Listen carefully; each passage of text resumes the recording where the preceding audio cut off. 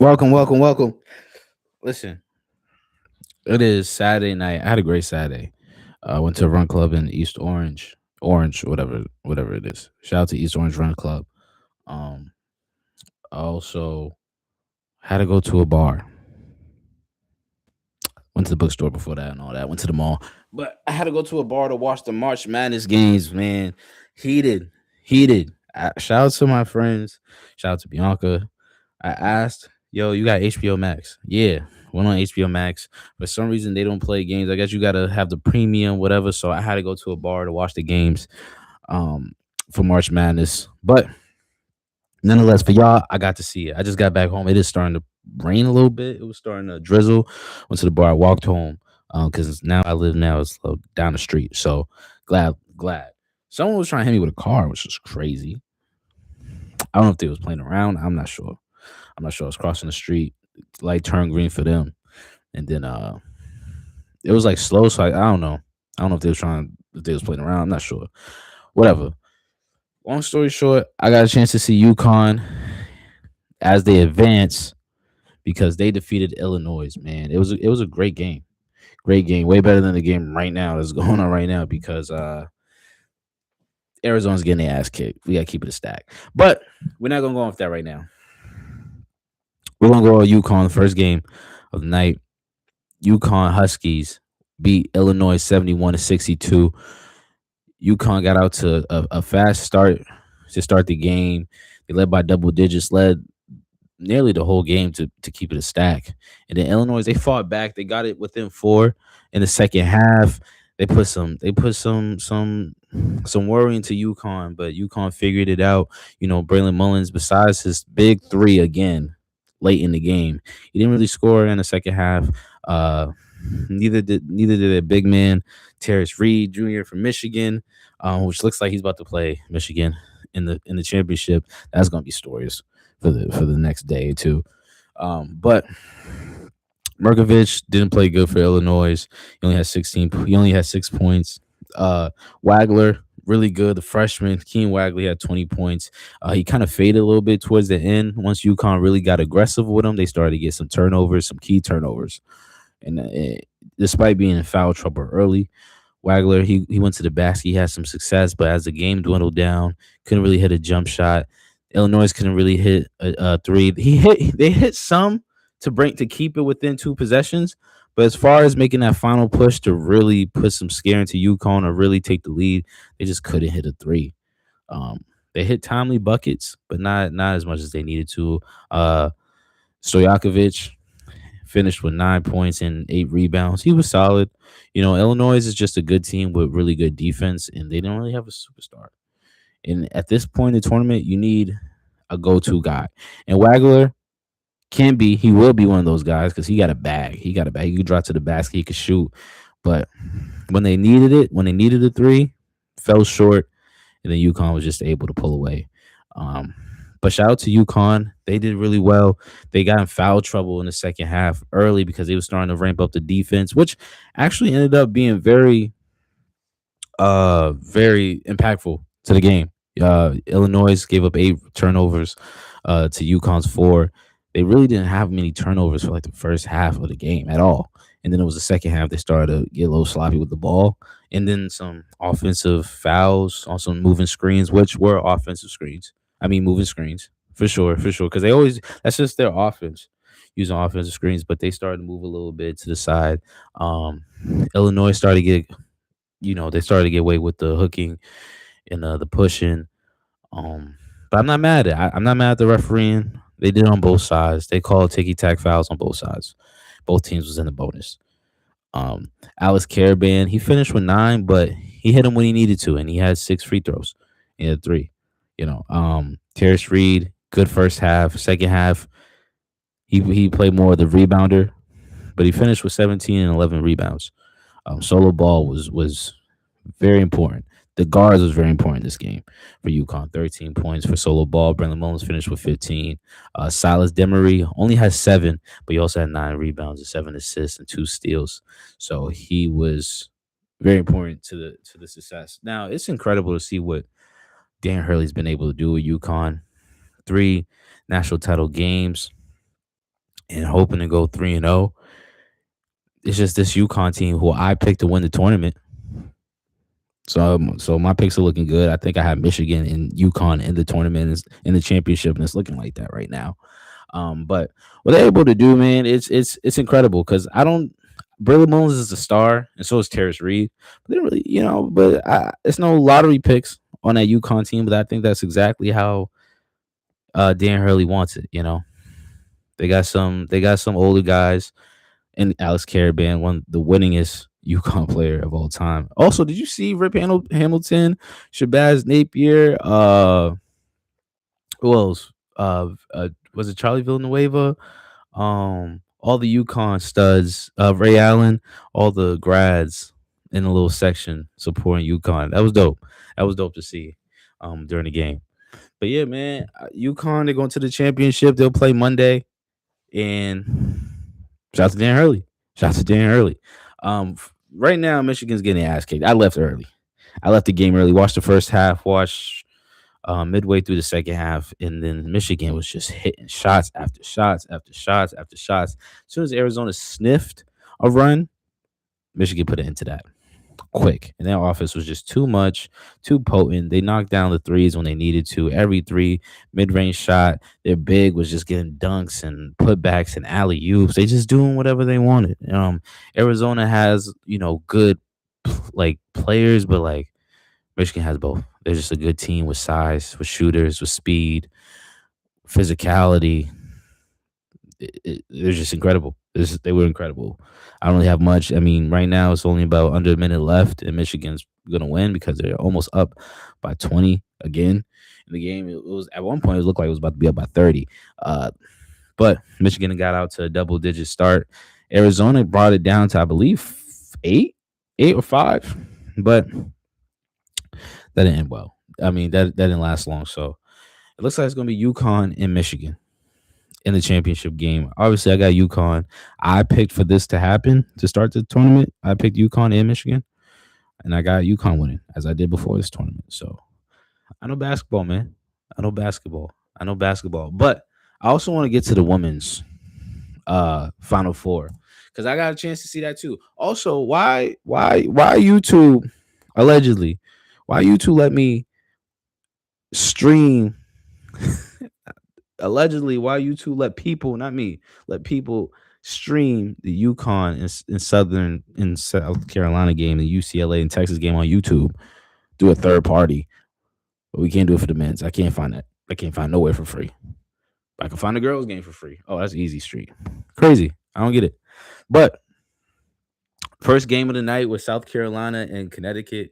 Connecticut was undefeated going to the game. And South Carolina played so well defensively. They own the rebounding. They are just some gritty players. Dawn Staley, I know she's always gonna get her team going. And then UConn just couldn't find a stride offensively. And then they started to have some mental breakdowns off in the second half. Just couldn't get it going, couldn't shoot the ball well. And then South Carolina just kept their foot on their necks. Even if they had some little shooting slumps in certain parts of the game. They just kept the foot on the necks, kept attacking, kept doing what they had to do. And also, Connecticut, UConn's in the Big East, which for girls, women's basketball it's not that strong. Shout out to Seton Hall, shout out to Creighton, shout out to PC, shout out to all those teams, but like it's not that strong. So to come out of the Big East is kind of like you're going against the South Carolina team that had to play Vanderbilt with Michaela Blakes and Justine Bissott. They had to play the Pardo twins. Tennessee, I know the second Paulo twin didn't play. And they're in the portal, but you had to play Texas. Like every day for them was tough, and they still ended up with 30+ wins on the season. You know what I'm saying? They're battle tested. So, and I think it just showed tonight. Because Connecticut was never out the game.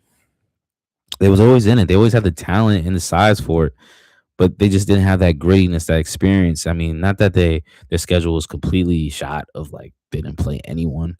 Before they got into conference play, they played some good teams, but like it's just a different beast when you're every night you have to go against future WNBA players. And I think it just showed for South Carolina. As far as the altercation after the game, I didn't make much of it. Those are two coaches that are used to winning and want to win, and tempers flare, and it's a man, it's a woman. Like he wasn't gonna hit her. He wasn't gonna. No hands was gonna be put on nobody. It was gonna be an argument, and I don't like how people break things up, making it seem bigger than what it is. Like what was gonna happen? What was ever gonna happen? And I get it. It's like, well, we'll never know what happened because they broke it up. Thankfully, something like that. It's just like it wasn't no fingers. Like it wasn't no disrespectful thing. It's just like it seemed like a confrontation. There was no need to separate them. I don't get it. You know what I'm saying? I think those are two winning coaches that just like one had to lose, and then that's what you get. You know what I'm saying? I think if Danny Hurley lost in the championship game, I think you get that explosion. I know that's a little different with Danny Hurley, but still, these are coaches that want to win. To be a college basketball player, coach, you have to be insane, bro. It's a long journey to just become a head coach, and then to become a head coach that has pressure of winning national titles. You got to be a little crazy. Division 3 basketball coaches are crazy. I've been through it. The nuts. So I mean, the two coaches that want to win. Simple as that. As far as Texas and UCLA, um, you know, the only team that UCLA lost to was Texas. Early in the season, I'd be surprised. Like I didn't really expect this game to end like this. I know UCLA got they got the Betts girl, really tall. They got some good size. So she had 16 and 11. So she was all over the floor. She was doing whatever she wanted to. They have size, but like I said, Texas in the SEC, bro. Like I'm kind of surprised the game went that way. And UCLA was able to do what they do. I know the Big Ten is they got monsters too. The Big Ten for women's basketball is not the Big East. It is not. You got some dogs in there. UCLA, Michigan State. You got some dogs in there. You know what I'm saying? It's SEC, the Big Ten, um, Big 12 is okay, but it's really the Big Ten. The SEC is like incredible. You know what I'm saying? So I didn't really expect UCLA kind of handled them well, especially towards the end of the game. I didn't really see that coming, but you know they got a chance to Texas got a chance to win it, and it's just the interior defense was just too good. Obviously, they have size, and they just made the right plays. But I don't know. I kind of expected Texas to win that. Be honest, but it is what it is. UCLA versus South Carolina, and I got South Carolina. I know UCLA has been running through teams just how UConn did, but South Carolina just got that dog in them. They got that dog in them,